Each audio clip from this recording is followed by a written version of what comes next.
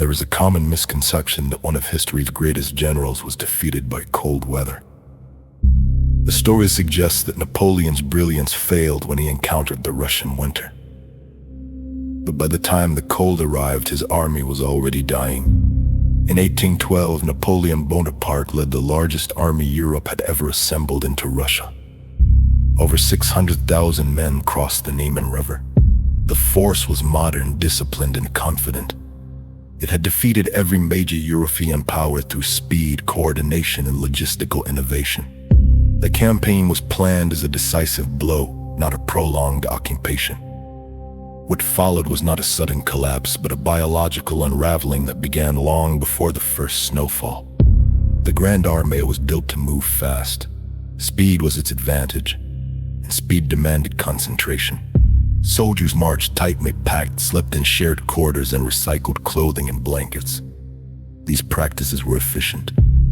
There were also ideal conditions for one of history's most reliable killers, epidemic typhus. Typhus is not spread through air or water. It is spread by lice. When infected lice bite humans, they deposit bacteria into the skin. Scratching drives the bacteria into the bloodstream. Fever follows. Delirium follows. Many do not recover. Typhus thrives in cold, crowded, unsanitary conditions, the exact environment produced by large pre-modern armies on the move. Napoleon's army carried typhus with it from the start. Cases appeared as early as Poland. As the army advanced, supply lines stretched, food quality declined, and hygiene collapsed. Soldiers wore the same uniforms for weeks. Washing became impossible. Lice multiplied unchecked. The disease spread silently, indifferent to rank, courage, or strategy. This was the fatal constraint. Napoleon's system depended on cohesion. Units had to arrive intact. Officers had to command. Soldiers had to remain mobile. Typhus did not kill explosively. It hollowed the army gradually. Men collapsed on the roadside. Others marched in delirium. Entire units lost effectiveness without ever fighting a battle. Crucially, typhus attacked before Moscow. By the time Napoleon reached the city, the Grand Armée was already severely degraded.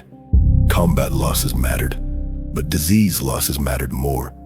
The army that entered Moscow was not the army that had crossed into Russia.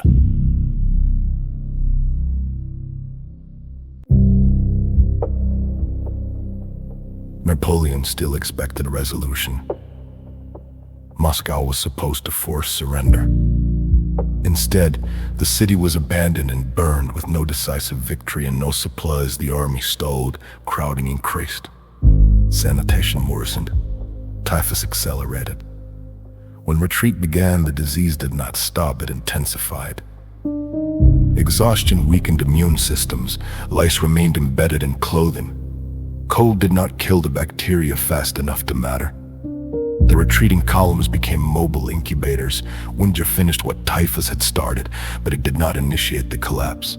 Frost killed men who were already sick, starving, and disorganized.